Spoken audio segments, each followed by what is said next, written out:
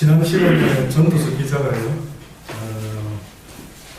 모든 것이 헛되다라고 하면서 만물의 피곤함을 사람이 말로 다 할 수 없고, 아무리 좋은 것을 눈으로 보아도 족함이 없고, 또한 귀는 들어도 차지 않는다라고 하면서 해 아래 새 것은 없나니 그 어떤 것도 내가 새 것이다라고 하면서 기뻐할 것이 과연 무엇이 있겠는가라고 이야기를 했습니다.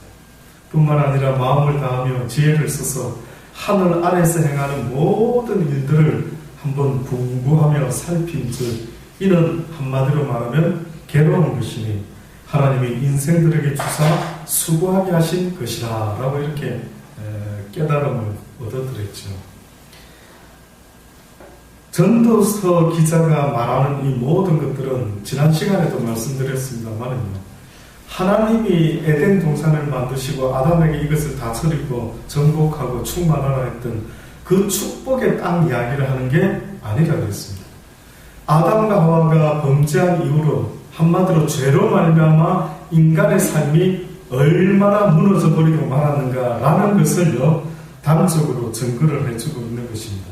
그런데 오늘 전도서 기자는 무엇을 또한 이야기하느냐면, 자기 자신이 이런 세상 속에서 그냥 이렇게 내가 헛되고 헛되니 모든 게 헛되다라고 지금 말하고 있는 게 아니라 내 나름대로도 여러 가지 즐거움과 기쁨과 행복을 추구를 했다. 그냥 가만히 앉아서 에휴, 이놈의 세상 뭐 뻔하지 않아? 더 이상 뭐 해볼 게 뭐 있겠어? 다 그게 그거지 라가 아니고 어떻게 하든 내 인생에 있어서 행복을 위하여 엄청나게 노력을 했다라는 것을 지금 이야기를 하고 있습니다. 그래서 그가 뭐라고 말합니까? 나는 내 마음이 이르기를 자, 내가 시험적으로 너를 즐겁게 하리니 너는 낙을 누리라 하였으나 본즉 이것도 헛되다. 그냥 낙을 누리라 라고 한 것이 아니고 보니까 뒤에 설명을 쭉 하고 있죠. 내가 웃음을 논하여 이르기를 미친 것이라 하였고 희락을 논하여 이르기를 제가 무엇을 하는가 라고 먼저 결론부터 이야기를 하고 있습니다. 내 마음을 공부하기를 내가 어떻게 하여야 내 마음의 지혜로 다스림을 받으면서 술로 내 육신을 즐겁게 할까? 이 말은요, 내가 어떻게 하면 세상의 지혜를 가지고 내가 아주 즐거움을 추구할 수가 있을까?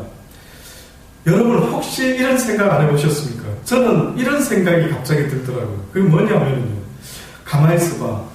누군가 나에게 내 인생 가운데 어렸을 때든 어느 순간부터 야, 인생은 이렇게 하는 것이 행복한 거야 라는 것을 누가 가르쳐 준 것 있을까? 내가 어디서 그거 배운 적 있을까? 내가 야, 인생은 이렇게 사는 게 행복해, 인생은 이런 것들을 얻으면은 엄청 행복할 수 있어 라고 하는 그 행복을 추구하기 위해서 누군가가 나에게 이렇게 되어라고 가르쳐 준 것, 이게 어디서부터 왔을까? 한번 생각을 해봤어요.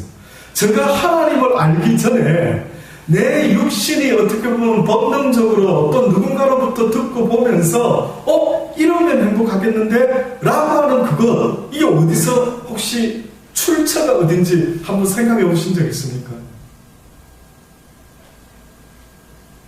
아마 여러분도 모르게 이 매스컴을 통해서 또 주변의 어르신들을 통해서 인생을 살아보니까 이렇더라라는 소리도 나름 듣지 않았겠습니까? 근데 저 생각에는 인생의 행복을 이야기할 때에 뜻밖에도 내 머릿속에 무엇이 행복이다라고 이렇게 생각하는 어떤 그 기쁨은요, 혹시나 텔레비에서 계속해서 이런 사람하고 결혼하면 행복하고 이런 이쁜 사람하고 결혼하면 행복할 것이고 돈이 많은 사람하고 결혼하면 행복, 무슨 드라마에서 우리 민족은 좀 배운 게 아닌가 싶을 정도로, 아시죠? 드라마에서 무슨 재미난 드라마가 하나 히트 치면 그 내용이 뭔가 보고 와, 애인이 있으니까 행복하더라 이래가 또 온 국민에게 야, 애인 뭐 하나 만들어야 되겠다 뭐 그런 붐이 불기도 하고, 가만히 보면 저는요, 우리 대한민국은 모든 이 어른들을 가르치는 어떤 학교가 드라마가 학교 아닌가 싶을 정도로, 여러분도 인정하십니까? 거의 우리는 술 먹고 일하고 어디서 배우는 일은 별로 없는데 주로 배우는 일이 드라마를 통해서 이러면 행복한가? 저러면 행복할까? 그 드라마 내용의 이야기를 가지고 얼마나 많이들 이야기하는 거예요. 뜻밖에도 어디서부터 내가 지금 행복을 배웠지? 지금 나에게 심겨져가지고 내가 오늘도 지금 애를 쓰고 뭔가 공부하고 구하려고 하는 이 모든 것들은 누가 가르쳐준 행복의 조건들인가 하는 것을 생각하지 않을 수가 없더라고요. 해봤습니다. 이번 주에 한번 갑자기 그 생각이 쑥 들어도 가만히 있어. 누가 돈 많으면 행복하다고 누가 알려줬지? 건강하면 무조건 행복할 것이다. 누가 알려줬지? 너무 재미난 조사가 있더라고요. 언젠가도 한번 말씀드린 적이 있는 것 같습니다. 1998년도에 런던의 어떤 대학교에 있어요. 어느 나라 사람이 가장 행복한가 하는 것을 조사를 했답니다. 기억나십니까? 그때 1, 2, 3위를 했던 나라가 뜻밖에도요, 방글라데시, 아르젠바이잔이라는 나라, 나이지리아라는 이 나라들이 1등, 2등, 3등을 했더라고요. 그러고 나서 영국의 심리학자 노스웰이라는 사람이요. 또 다른 아마 동료였던 모양입니다. 코언이라는 이름을 가진 어떤 동료와 함께 2002년도에 그 두 사람이 힘을 합쳐가지고 또 행복 지수라고 하는 어떤 데이터를 학자로서 이렇게 조사를 해서 만들었던 모양입니다. 근데 어느 나라가 가장 행복할까? 그때도 조사를 했는데 뜻밖에도 1등이 여러분 방글라데시. 들어나 보셨습니까? 방글라데시라고. 엄청 가난한 나라입니다. 예. 엄청 가난한 나라. 그래서 이제 이 두 학자가 머리를 맞댔습니다. 이상하다. 힘 못 사는 이 나라 사람들이 저거가 행복하다고 말하니 이건 미련한 건가? 이걸 몰라서 그런가? 이 도대체 이게 뭐지? 원인이 뭘까? 이 사람들의 이 심리, 이 마음 상태 아마 분석하고 또 분석해봤던 모양입니다. 근데 이제 두 가지 결론을 내렸답니다. 이 두 학자가 두 가지 결론을 내렸는데 그 결론 첫 번째는 사람들은 더 좋은 여건에 금방 적응해버리기 때문에 행복감이 오래가지 못한다. 다시 말하면 이렇게 되면 행복할 것이다 라고 하는데 그 행복을 딱 얻는 순간에 인간은 그것에 오랫동안 적응하지를 못한다. 어떻게 보면 우리가 신앙적으로 보면 그렇죠. 이 땅의 것은 어떻게 보면 나를 만족시켜 줄 수 있는 것이 없다. 내 영혼은 이 땅의 것보다 더 위대하게 지어졌기 때문에 내 영적인 이 영혼은 물질적인 이 물질로 나를 만족시켜 줄 수 있는 존재가 아니라 내가 물질보다 더 위대하게 지음을 받았기 때문에 물질이 나를 기쁘게 만들어 줄 수는 없다라고 성경이 늘 우리는 배워왔지 않습니까? 어떻게 보면 이것이 이 학자들 스스로도 믿음이 있은 사람인지 없은 사람인지 저는 모릅니다만은 그 사람들이 결론적으로 얻어내는 결론이 이상하게 육을 가진 인간들은 어떤 행복이라는 것을 얻게 되면 여기에 적응을 해버리기 때문에 또다시 말하면 금방 이것에 익숙해지면서 이것이 아닌 또 다른 행복을 추구하고 있다. 그래서 어떻게 보면은 인간이라는 존재들이 특히 이 방글라데시보다 잘 사는 민족들이 나라들이 아마 행복의 1위가 되지 못한 이유다라고 아마 결론을 내렸거든요. 그래서 그 사람들이 그 이유를 설명한 그 사람들의 설명은 사람들이 부채가 있을 때는 선풍기만 있어도 분명히 행복할 것이다 생각하고 그 다음 선풍기 갖고 나면 그 다음 사람들이 야 에어컨이 있어야 행복하겠다 이렇답니다. 현대 아주 좀 잘 살고 또 여러 가지 많은 이익을 누리는 그런 나라에서는 뜻밖에도 또 더 나은 것을 또 찾게 됩니다. 근데 이 1등 했던 방글라데시 민족이 1등을 낸 가장 어떻게 보면 그 원인 첫 번째죠. 두 번째 이유로 이 학자들이 말하는 것을 들어보니까요. 소득의 수준이 방글라데시만큼 차이가 적은 나라가 없답니다. 빈부의 격차가 한마디로 그렇게 많지 않은 나라. 느낌이 어떻습니까? 그 사람들이 왜 행복해하지? 라고 봤더니만 빈부의 수준이 그렇게 높지 않대. 그래서 이 사람들이 이제 이런 데이터를 더 찾아내려고 하버드 대학생들을 대상으로 설문조사까지 벌였던 모양입니다. 뭐라고 질문을 하고 답변을 받았느냐 하면은 하버드 대학생, 쉽게 말해 지금 이 땅에서 세상에서 가장 좋은 대학이라고, 그래서 그곳에 들어온 엘리트 학생들, 앞으로 자기의 미래가 탄탄하게 준비되어 있는, 보장되어 있는 이런 젊은이들에게 조사를 했는데 어떤 질문을 했느냐면, 남들이 2만 달러를 받을 때에 5만 달러를 받는 것이 좋으냐, 아니면 남들이 20만 달러를 받을 때에 10만 달러를 받는 것이 더 좋으냐, 이렇게 물었다. 방금 이 질문 제대로 들으셨습니까? 네.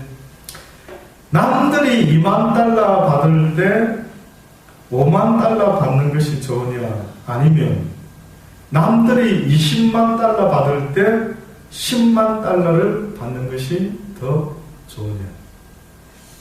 그러면 첫 번째 질문은 어쨌든 나한테 떨어지는 액수가 얼마입니까? 5만 달러였습니다. 남들이 2만 달러 벌 때 나는 5만 달러 받는 것이 좋은가? 아니면 남들이 20만 달러 받을 때 나는 10만 달러. 그럼 첫 번째 질문은 결론적으로 내가 얼마 얻는 겁니까? 3만원 더 받아요. 예. 5만 달러를 분명히 남보다 4만 달러 더 벌어서 5만 달러를 내가 얻는 결과를 가졌죠. 근데 두 번째는 얼마입니까? 10만 달러다. 그러면 엄청 많죠? 5만보다는 뭐 배나 많죠? 그런데 행복지수가 첫 번째가 더 좋다라는 겁니다. 하버드 대학생들은. 그럼 이건 무슨 이야기인 것 같습니까?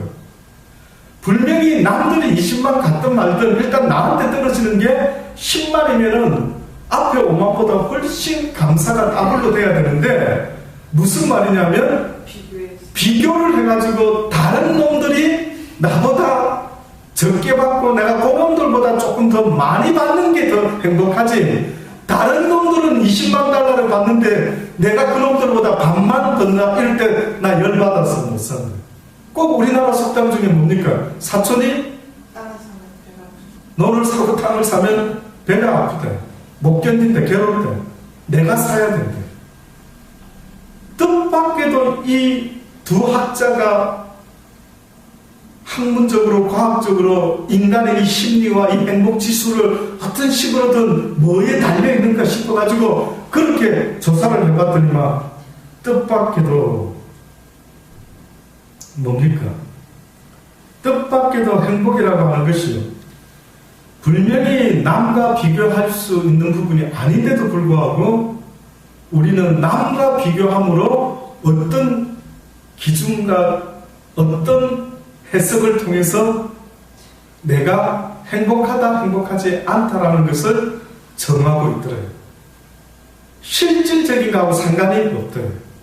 실질적으로 내가 먹을 거, 입을 거, 잠잘 거 다 있는데도 불구하고 감사와 행복의 지수는 거기에 달려있는 것이 아니라 지금 현재 상황을 내가 어떻게 해석하고 무엇을 가지고 기준을 삼고 있는가에 따라서 인간이라는 존재는 뜻밖에도 행복과 불행이 판가름이 난다라고 말하는 것입니다. 그래서 잘 사는 나라일수록요, 항상 비교하며 그렇게 살다 보니 뜻밖에도 자살하는 사람들이 많고, 뜻밖에도 정신과 의사들이 많고, 뜻밖에도 수면제가 엄청나게 팔린답니다. 혹시 방글라데시에 수면제가 많이 팔린다면 이런 이야기 혹시나 뉴스에서 보신 적 있습니까? 너무나 놀랍지 않습니까? 그래서 감사의 조건은 문제가 아니라 해석의 문제요, 또한 기준의 문제다라고 말하면서요, 이런 이야기를 하는 것입니다. 지금 당신의 집에 전기가 들어온다면 세상에 전기의 혜택 없이 사는 20억이 넘는 사람들보다 감사한 이유가 있는 사람입니다. 집에 식수 시설이 되어 있다면 그 그렇지 못해서 아무 물이나 마시는 10억 명이 넘는 사람, 감사할 이유가 있는 사람입니다. 당신이 하루 1,000원 이상으로 생활하고 있다면 1,000원 미만으로 살고 있는 12억의 사람들보다 감사할 이유가 있는 사람입니다. 당신이 하루 한 끼라도 따뜻한 음식을 먹을 수 있다면요, 8억 명의 영양실조로 8억 명이 영양실조로 고통받는 사람들보다 감사할 이유가 있는 사람입니다. 오늘 아침 일어났을 때 당신의 몸이 건강하다면 당신은 이번 주를 넘기지 못할 100만 명의 환자들보다 감사할 이유가 있는 사람입니다. 한 번도 전쟁의 위험이나 수용소의 외로움, 고문의 고통, 굶주림의 쓰라림을 경험하지 못했다면 당신은 5억 명의 사람들보다 감사할 이유가 있는 사람입니다. 만약 당신의 냉장고에 음식이 있고 당신의 몸에 옷이 걸쳐져 있다거나 잠을 잘 수 있는 집이 있다면 이 세상 사람들의 75%보다 더 감사할 이유가 있는 사람입니다.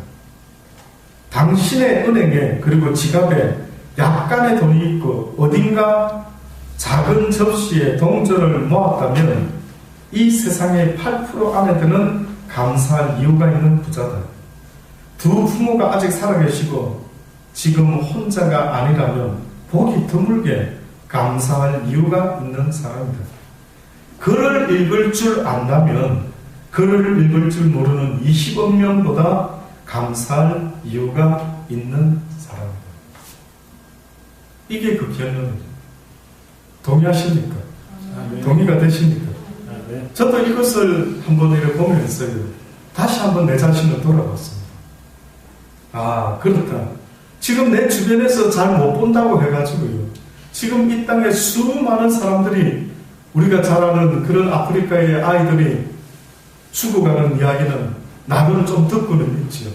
그 외뿐만 아니라 많은 사람들이 자기 집도 없이 물도 제대로 마시지 못하고 또 원치 않는 병에 걸려서 이번 주를 넘기지 못하는 수많은 사람들에 비해서 과연 나는 감사를 하고 있는 존재인가, 이렇게 돌아보는 것입니다.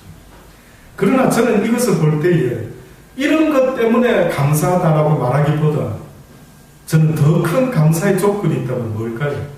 그것은 바로 예수 그리스도를 알고 또한 믿음으로 말미암아 이 땅에서의 삶이 끝나면 영원한 생명으로까지 약속받을 수 있는 영생이 나를 기다리고 있다라고 한다면 과연 이 땅에서 이렇게 산들 어떻고 저렇게 산들 어떻고 가난한 나라 부한 나라에 태어나면 어떻고 하나님은 우리에게 너희가 이 땅에 살아가는 나를 수라고 칠 가치가 있겠느냐? 그저 70이요 강건하면 80 사는데 너희가 말하는 그 숫자는 결단코 영원이라는 그 숫자와 비교할 때에 한 점에 불과해서 도무지 신이 나는 너희들에게 그것이 삶이라고 말한 적 없다. 나는 너희들이 이 땅의 삶이 삶이라고 말한 적 없다. 나그네 인생길이라고 말했지, 나는 너희들이 이 땅에서 무엇을 먹을까 마실까 입을까가 너희의 행복의 기준이 된다라고 말한 적이 없다.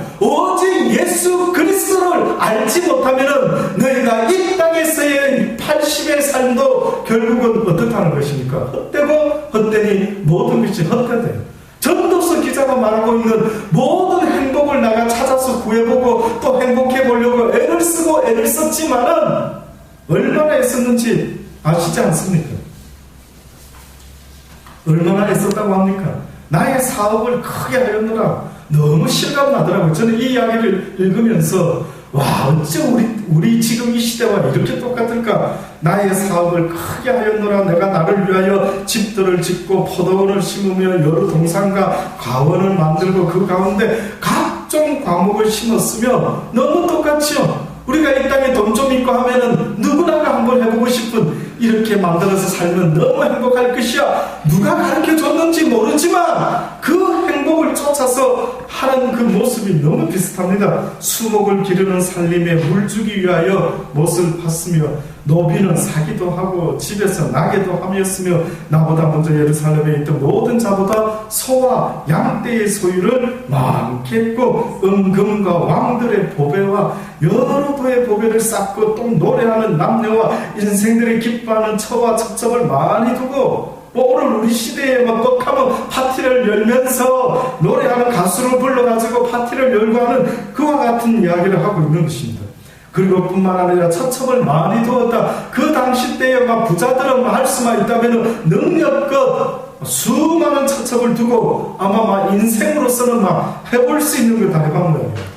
내가 이상가가 이같이 창성하여 나보다 먼저 예루살렘에 있던 어떤 부자, 어떤 왕, 어떤 권세자들보다 내가 더 많은 것들로 누리고 또한 해봤더니만 무엇이든지 내 눈이 원하는 것을 내가 금하지 아니하며 무엇이든지 내 마음이 즐거워하는 것을 내가 막지 아니하였으니 이는 나의 모든 수고를 내 마음이 기뻐하였습니다. 이것이 나의 모든 수고로 말미암아 얻은 분복이로다. 자기가 애써서 이 모든 것들을 이렇게 이루어 나왔는데 이것이 자기 스스로 생각할 때 내 인생에 뭐였다고요? 분복이다. 이렇게 지금 말하는 겁니다. 다시 말해서 내가 노력한 만큼 얻은 대가이다. 이렇게 생각하고 열심으로 자기 인생에 있어서 이러한 것들을 모으고 짓고 했다라고 지금 말합니다. 그 후에 본즉 내 손으로 한 모든 일과 수고한 모든 수고가 다 뭐라고요? 헛되어 바람을 잡으려는 것이며 해안에서 무익한 것이로다. 이게 이 사람의 결론입니다. 이게 이분의 결론입니다. 저는요 가끔 이런 생각도 또 해봅니다. 만약에 내가 막 엄청 큰 집에 막 멋진 집에 살고 막 가정부를 몇 사람씩 두고 막 이렇게 이러면 행복할 것이라 진짜 평생 노력했습니다. 애를 쓰고 막 독하게 돈을 벌고 힘써서 드디어 그런 집을 얻고 그런 상황을 딱 만들어냈습니다. 근데 만약에 그랬는데 행복하지 않은 목사님은 좋죠. 그러면 목사님 그러면 행복하죠. 무슨 그런 걱정을 다 하시니까 혹시 그렇게 저한테 말씀하시렵니까? 목사님 그런 정도면 무조건 행복이죠. 그것 설마 그랬는데도 불구하고 행복하지 않으면 어떻게 하지? 무슨 그런 걱정하십니까? 걱정이 되죠. 내 인생을 다 바쳤는데 내 인생을 다 바쳐서 멋지게 그렇게 살면 분명히 행복할 것이다라고 행복을 향해서 내 전 젊음을 다 투자했는데 만약에 그렇게 했는데도 행복하지 못하다라는 것을 느끼게 된다면 나는 잘못 선택한 거예요. 내 일생은 평생 헛다리 짚고 살았던 거예요. 누가 나한테 저걸 가르쳤지? 누가 나한테 행복이 저거라고 알려줬지? 어떤 놈이야? 어떤 놈이 나한테 그게 행복하냐? 어떻게 보면은 나의 육신의 부모도 일조를 한 겁니다. 나의 육신의 부모도 하나님을 안다라고 하면서 어렸을 때부터 나한테 심겨준 이야기들을 가만히 떠올려보면은 야 좋은 대학 가라 야 어떻게 하면 돈 있으면 성공하면 출세하면 그러면 행복할 것이라 너무나 들어왔던 행복의 이야기는 뜻밖에도 하나님의 말씀과는 이제 하나님을 말씀을 배우고 보니까 이 말씀과는 전혀 어때요? 너무 다른 거 안 같습니까? 여러분은 그런 부모 되지 말기를 주의 이름으로 권면합니다. 제발 여러분은 그런 부모 되지 마세요. 저는 여러분은 오히려 사랑하는 자야. 네가 아무리 이 세상에서 많은 것을 이루었다 하더라도 그것을 누리며 그것을 통해서 즐거움을 얻을 수 있는 그 분복은 하나님이 주셔야만 된단다. 모든 것들이 다 주로부터 오는 것이요 주로 말미암고 언젠가 죽게로 돌아가는 것이 인생이란다. 만군의 여호와 하나님이 너에게 줄 수 있는 세상이 줄 수 없는 엄청난 실질적인 행복의 그 키워드가 있는데 그게 바로 평안이란다. 그 평안이라는 것은 세상이 줄 수가 없단다. 네가 세상의 평안을 행복을 얻으려고 애를 쓰지만 그것을 얻기 위해서는 너는 네 인생이 얼마나 피곤한지 이런 말할 수가 없단다. 그러나 하나님은 누구든지 죽게 오는 자는 수고하고 무겁고 힘든 인생 누구든지 여호와 하나님께 오는 자는 하나님께서 그에게 참 안식의 평화를 주신다고 약속했으니 사랑하는 자녀야, 너희들이 살아가는 중에 힘들고 어려울 때 이 세상 그 어디에도 네 영혼을 쉬게 해줄 수 있는 곳은 없단다. 하나님을 기억하라. 그분의 품을 사모하고 그분께 가기를 원한다. 이게 여러분이 육신의 부모된 자로서 하나님께 받은 미션이 있다면, 하나님께 받은 미션이 있다면 여러분 손에 붙여준, 정말 붙여준 약이란다. 만약에 목사인 저에게 여러분을 만나게 한 것이 하나님이 붙여준 사람들이란다면, 저는 여러분에게 이 하나님의 이야기를 지금도 이 수요일 밤에 전하고 있는 것처럼, 만약에 여러분도 여러분의 손에 정말 100% 맡겨준 영혼이 있다면 누구겠느냐? 여러분의 자녀 아니에요.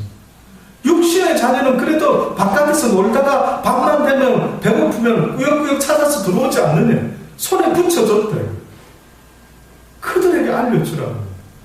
그들에게 무엇이 평안이며 그 주님이 주시기 전까지는 어떠한 길이 없다는 걸 알려줘야 됩니다.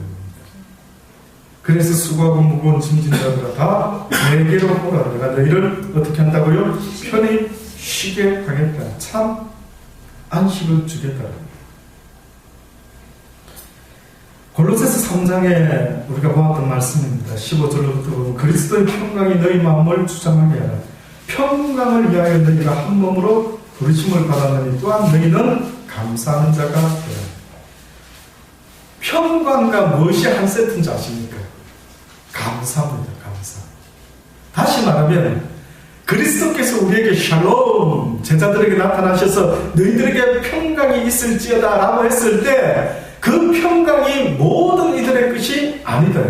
어떤 마을의 제자들아 너희들이 들어가서 복음을 전하는데 그 가정에 머물게 되면 그 집에다 뭘 빌어주라고? 평강을 빌어줘라. 그런데 그 사람이 그것을 받을 만한 자격이 없다라고 한다면 그 평강이 누구에게로 돌아온다고요? 나에게로 다시 돌아온다. 도대체 같은 평강을 빌어주는데 어떤 사람은 그 평강을 얻는 자가 있고 어떤 사람은 평강을 얻지 못하는 자가 있다는 거예요. 그런데 뜻밖의 보니까 평강이라는 것이 조건이 붙어있는데 보니 그 조건이 감사라는 조건이 붙어있대요. 평강은 아무나의 것이 아니다. 믿음도 아무나의 것이 아니다라고 말한 것처럼 평강이라는 것도 아무나의 것이 아닌데 보니까 구체적으로 누구의 것인가 보니까 감사의 마음을 가진 자에게 임할 수 있는 것이 평강이다. 좀 설명을 비교해서 한다면은 하나님의 성령이 역사하는 사람이 누구냐? 불같은 성령의 역사가 누구와 함께 하느냐라고 할 때 하나님의 말씀을 가진 자에게 역사한다 할 때에 뜻밖에도 하나님의 평강이 누구에게 그러면 목사님 역사할 수 있습니까? 라고 물을 때 뜻밖이죠. 이 비밀이 성경이 우리에게 알려주는 비밀인데 그게 바로 감사하는 심령이 되지 못하면 하나님의 평강이 그 안에 머물 수가 없는 겁니다.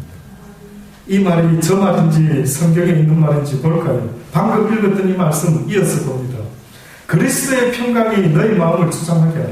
평강을 위하여 너희가 한 몸으로 부르심을 받았나니 또한 너희는 감사하는 자가 되라.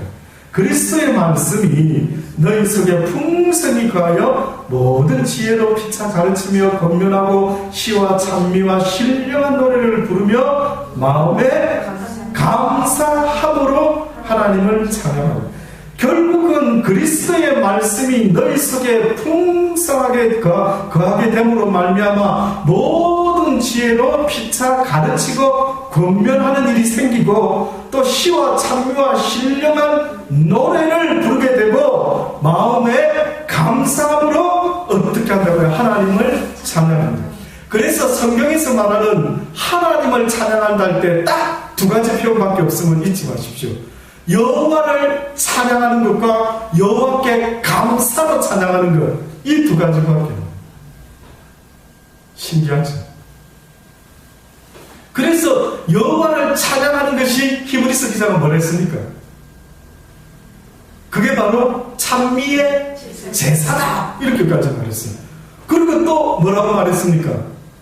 구제하는 것, 서로 선을 행하는 것, 서로 나눠주는 것.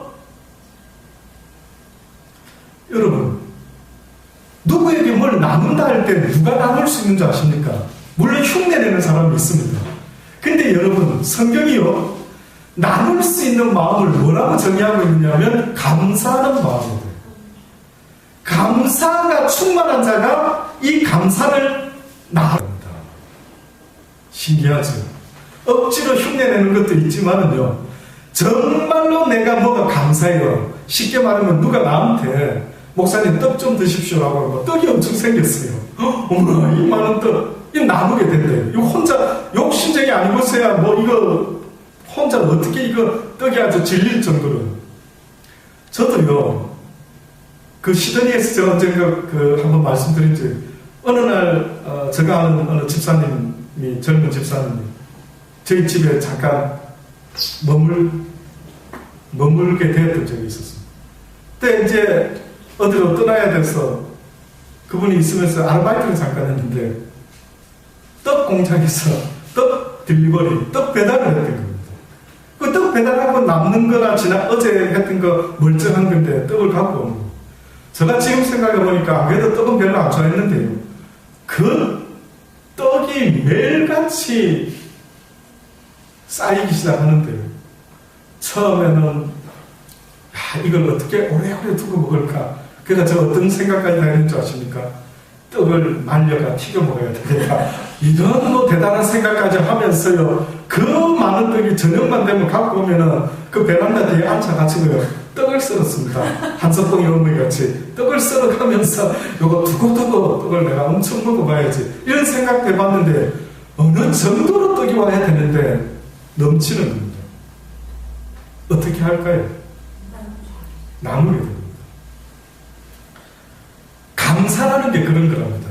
저는 비록 엄청나게 너무 많이 와서 감사했지만, 나누기 시작했지만, 주께서 콩 한 조각이라도 감사의 마음을 가진 자는 어떻게 한다고요? 이걸 나눈답니다. 이 콩 한 조각도 내 것이다! 이렇게 하고 붙잡는 사람이 있는데, 이것이 주로부터 온 것이다! 생각하면서 이 콩 한 쪽을 나누는 자가, 이게 바로 성경에서는 감사로 하나님께 제사 드리는 자라고 그래 말했죠. 그래서 히브리서 기자가 두 가지 제사, 찬미의 제사가 있고 서로 나누며 돕는 이 선행의 제사가 있다라고 증거를 하였던 것입니다. 그래서 그랬는지 지금 이 골로새서를 통해서 바울이 영적인 이 비밀을 말하고 있는 겁니다. 그리스도의 말씀이 너희 속에 풍성히 가하여 모든 지혜로 피차 가르치고 권면하고 시와 찬미와 신령한 노래를 부르며 마음의 감사함으로 하나님을 찬양하라.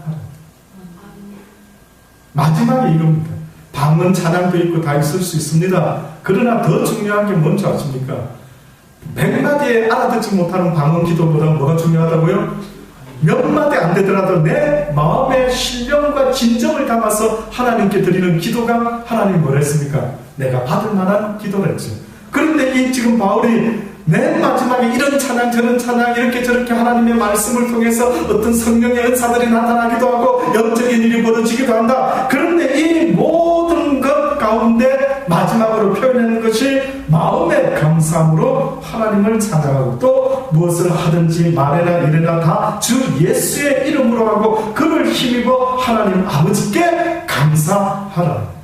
무슨 일을 하더라도 다 하나님께 감사하는 마음. 주께서 거저 주셨으니 거저 나눕니다. 네가 내 사랑을 받았으니 내 이웃을 내 몸과 같이 사랑해라는 말을 기억하겠느냐? 그리하면 네가 감사하는 자로서 그 하나님의 넘치는 감사가 나를 통해 또 넘쳐 흘러 감사를 모르는 이웃들에게 흘러가게 해라는 것입니다. 그러니 어떤 면에서 복음이요 우리 이웃에게 흘러간다라고 하는 것은 또 다르게 말하면 내 삶의 기쁨과 감사가 그들에게 흘러갈 때에 곧 그것은 예수 그리스도의 복음을 증거하는 일이 될 수도 있다라고 말씀합니다. 뿐만 아니라 권면의 말씀 중에 주의를 주는 말씀도 있습니다. 근데 특별히 좀 이 말씀은 의미심장한 시편의 말씀부터 먼저 한번 시편 50편에 보면 시편 50편 22절로부터 말씀 23절 두 절의 말씀에 보면 이런 이야기가 있습니다. 하나님을 잊어버린 너희여 이제 이를 생각하라. 그렇지 않으면 내가 너희를 찢으리니 건질 자가 없으리라. 그러면서요, 감사로 제사를 드리는 자가 나를 영화롭게 하나니 그 행위를 옳게 하는 자에게 내가 하나님의 구원을 보이리라. 이렇게 말씀하고 있죠. 여기 제가 깨달아지는 말씀은요, 하나님을 잃어버린 너희여 이제 이를 생각해라. 뭔가를 생각해라 합니다. 그렇지 않으면, 이 무엇인가를 생각하지 않으면 네가 지금 하나님을 잃어버렸는지 잃어버리지도 않았는지 그것도 모르느냐? 네가 지금 하나님을 잃어버리고 있는 자인지 하나님을 기억하고 있는 자인지 이것을 생각해라. 그렇지 않으면 내가 너희를 어떻게 한다고요? 찢어버리고 건질 자가 없게 된다. 그러면서 하신 말씀이 감사로 제사를 드리는 자가 나를 영화롭게. 그럼 그 말은 뭡니까? 하나님을 잃어버린 자라는 것은 네 삶 속에 감사의 제사가 언제 있었느냐? 네 삶 속에 나를 믿노라 주여 믿습니다 믿습니다 믿습니다 골몇 번 수천 번 주여 믿나이다라고 하는데 네 삶 속에 감사가 나타나지 않는 것은 곧 네가 나를 영화롭게 하는 자가 아니라 진정으로 네가 나를 잃어버린 자라는 사실을 잊지 말아라. 와, 깜짝 놀랐던 것입니다. 저는 이건 별개인 줄 알았어요. 하나님을 믿는 것과 감사하는 것은 별개인 줄 알았는데 뜻밖에도 이 시편 기자가 어떤 영적인 비밀을 이야기했느냐면 하나님을 잃어버린 너희여 제발 이것을 생각하라. 뭐 생각해라는가 봤더니만 감사로 제사를 드리는 자가 오직 감사로 제사를 드리는 그 자만이 여호와 하나님을 예배하는 자요 그를 기억하는 자요 그분을 영화롭게 하는 자니 그 행위를 옳게 하는 자에게 내가 하나님의 구원을 보여줍니다. 그 행위를 옳게 하는 자 무슨 행위? 바로 이 하나님의 영광을 나타내기 위하여 날마다 감사로 하나님께 예배드리는 자를 말씀하고 있는 것입니다.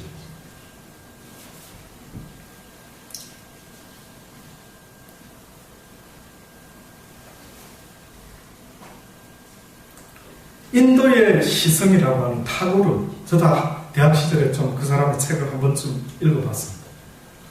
인도의 시성 타고르라는 사람이요, 아주 귀한 말을 했더라고요. 감사의 분량이 곧 행복의 분량이다. 감사라는 것이 저도 오랫동안 감사의 조건이 있어야 감사를 하지요 안 하니 지금 감사의 조건이 없는데 무슨 감사가 됩니까? 아예 그냥 저도 그렇게 당연한 줄 알고 생각을 했더랬습니다. 그런데 인생을 깨달았던 사람들의 이 말이 또 빌 헤런 웰러라고 하는 이름을 가진 사람, 그가 하는 말이 가장 행복한 사람들은 가장 많이 소유한 사람이 아니라 가장 많이 감사하는 사람들이다. 탈무드에 또한 이런 이야기가 있습니다. 이 세상에서 제일 지혜로운 사람은 누구인가? 어떤 경우에 처해도 배움의 자세를 갖는 사람이다. 이 세상에서 제일 강한 사람은 누구인가? 자신과의 싸움에서 이기는 사람이다. 그리고 이 세상에서 제일 행복한 사람은 누구인가? 했을 때 지금 이 모습 이대로를 감사하면서 사는 사람이다. 이렇게 말합니다. 저는 이게 왜 이 이야기를 비유로 드느냐 하면 이거는 성경의 이야기이기 때문에 그렇습니다. 우리가 잘 아는 말씀 딱 한마디 데살로니가전서 5장 18절에 범사에 감사하라. 이것이 뭐라고요? 그리스도 예수 안에서 너희를 향하신 하나님의 뜻이다 라고 이렇게 말합니다. 하나님의 뜻이 우리의 구원이랍니다. 그런데 우리의 구원이 어떻게 이루어진다라고 지금 이야기를 했습니까? 우리의 구원이 어떻게 이루어진다고요? 감사로 제사 드리는 자가 나를 영화롭게 하라니 그 행위를 옳게 하는 자에게 내가 하나님의 구원을 보이리라 라고 그렇게 이야기했죠. 하나님의 구원이 우리를 향하신 뜻이랍니다. 그런데 누가 구원을 받느냐라고 했더니만 뜻밖에도 예수 그리스도는 나의 주 나의 하나님입니다 이렇게 고백하면 누구든지 구원을 받는 줄 알았는데 그 고백 외에 다른 게 아니에요. 할 수 있다면 곧바로 무슨 고백이 나와야 되는 줄 아십니까? 내가 주님을 이제 구원자로 모셨으니 바로 이것 자체만 해도 나는 모든 것이 다 감사합니다. 이것이 감사가 되니까 그 나머지 모든 것도 다 뭐라고요? 감사가 된다. 왜? 하나님을 사랑하는 자, 곧 그 뜻대로 부르심을 입은 자들에게는 모든 일들이 다 협력하여 뭘 이룰 줄 믿기 때문에, 선을 이룰 줄 믿기 때문에 당연히 이루어지지 않은 일이라 할지라도 내가 주를 믿기에 주께서 사랑하는 자에게 모든 이루실 일들이 선한 일인 것을 믿어지기 때문에 먼저 감사가 되어버리는 거예요. 감사를 보고 믿는 것이 믿음이 아니라 주님은 선하시기에 나를 선하게 인도해 주실 줄을 믿는다라는 겁니다. 그 미리 감사를 하는 그 자가 행복한 자라고 말을 하고 있는 것입니다. 아멘. 성경 시편을 통틀어 가지고 제목 가운데 감사의 시라는 제목을 가진 시편이 있습니다. 그게 바로 기억하고 계십시오. 시편 100편입니다. 혹시 여러분 살다가 이놈 감사가 또 안 나오고 그냥 풍랑과 환란을 쳐다보면서 남과 또 비교해가면서 나는 왜 이렇게 못생기고 쌍꺼풀도 없고 키도 숏다리고 이 끈도 짧고 뭐 이래 가면서 또 불행의 주인공이 되려고 아주 각 드라마를 쓰고 계시는 분들, 꼭 혹시 살다가 또 내가 비극의 주인공이 되는가 보다 싶을 때마다 시편 100편의 그 말씀을 한번 아주 부엌에다가 써붙여 놓으시든지 어디 직장에 써붙여 놓으시든지 온 땅이 여호와께 즐거이 부를지어다. 기쁨으로 여호와를 섬기며 노래하면서 그 앞에 나아갈지어다. 여호와가 우리 하나님이신 줄 너희는 알지 않느냐? 알지어다. 그는 우리를 지으신 자시요 우리는 그의 것이니 그의 백성이요 그가 기르시는 양이로다. 감사함으로 그 문에 들어가며 찬송함으로 그 궁정에 들어가서 그에게 감사하며 그 이름을 송축할지어다. 대저 여호와는 선하시니 그 인자심이 영원하고 그 성실하심이 대대에 미치리로다 하고 외치는 겁니다. 이 시편 기자는 나의 주가 되심을 환영하나이다. 내가 당신의 백성이 된 것을 기뻐하나이다. 감사합니다. 이제는 내 인생을 당신이 통치하여 주옵소서. 이제는 당신이 나의 삶을 인도하여 주소서. 당신이 나의 왕이니이다. 당신이 나의 주신이다. 당신의 말씀이 곧 나에게 이루어지기를 원하나이다. 내가 당신의 말씀에 순종하는 백성이 되기를 원하오니 그 말씀이 나를 다스려 주옵소서라고 고백할 수 있는 이 고백이요 우리의 고백이 되기를 간절히 주의 이름으로 축원합니다. 저도 힘들 때 얼마나 많은지 모릅니다. 이기려고 행복하자. 행복은 조건이 아니다. 행복은 바로 의지이다 라는 생각을 얼마나 지금 몸부림치며 가지고 있는지. 그렇다. 행복하고자 하는 이 의지가 바로 행복을 얻는 자의 비결이다. 하나님 앞에 나아가는 그 자가, 다시 말하면 오직 행복의 근원이 되시는 주님 앞에 나아가서 그분이 주실 때까지 두들기고 구하고 찾는 그러한 믿음의 사람이 되어야지 라는 것 잊지 마시고, 엉뚱돼서 찾는 사람이 아니라 날마다 주를 향하고 날마다 주의 전을 사모하며 날마다 그분 앞에 무릎 꿇는 걸 기뻐함으로 주여 주옵소서. 내 생명이 끝나는 날까지 그 행복을 구하나이다. 내가 행복하기를 원하나이다. 내가 감사로 제사를 드리며 내가 하나님을 기뻐하며 구원의 찬양을 드리기를 원하나이다. 이러한 고백이요 저와 여러분의 고백이 되기를 주의 이름으로 간절히 축복합니다. 아멘. 그런 복된 삶, 이 땅에서부터 살다가 우리 아버지 부르시면 그때 그곳에서도 영원토록 그분을 찬양하며 기뻐하며 감사하며 살아갈 수 있게 되기를 간절히 주의 이름으로 축원합니다. 기도하시겠습니다. 좋으신 아버지 하나님, 그렇습니다. 이 세상은 행복이 뭔지도 모르고 수많은 사람들이 이 땅의 것으로 행복할 수 있는 줄 알고 오늘도 땅을 파고 있습니다. 아버지여, 고개를 들어서 여호와 하나님, 천지의 주제이신 만군의 하나님이 계신 그곳을 바라볼 수 있는 자들이 다 되게 도와 주옵소서. 우리의 행복이 땅에서 나오는 것이 아니라 시온으로부터 주님으로부터 내려온다라는 사실을 아버지여 온 백성들이 알게 하여 주옵소서. 그리하여 그들도 우리와 같이 주를 섬기며 주님을 바라보며 살아가는 복된 믿음의 삶을 다 살아갈 수 있도록 은혜 베풀어 주옵소서.